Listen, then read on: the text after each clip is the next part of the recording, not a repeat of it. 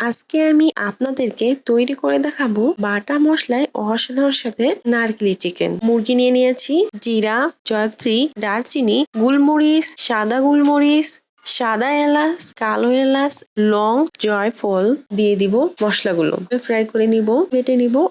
আদা রসুনের কোয়া বেটে নিব, চিকেন, লবণ, হলুদের গুঁড়া, মরিচের গুঁড়া, সরিষা তেল, লেবুর রস, এখানে আমি একটি লেবু মেরিনেট করে নিব, সয়াবিন তেল, পেঁয়াজ কুচি, বেরেস্তা ভেজে নিব, নারিকেল কুড়ানি ব্রাউন করে ভেজে নিব, আদা ও রসুন বাটা, তেজপাতা ফ্রাই করে দিয়ে করে রাখা চিকেন দিয়ে দিব, ঘি, মশলা গুঁড়া টানি আর নারকেল কুড়ানি কষিয়ে কষিয়ে রান্না করব, গোটা রসুন, চিনি দিয়ে দিব, পানি আর ঢাকনা লাগিয়ে এই চিকেন গুলোকে আমি খুবই ভালোভাবে কুক করে নিব।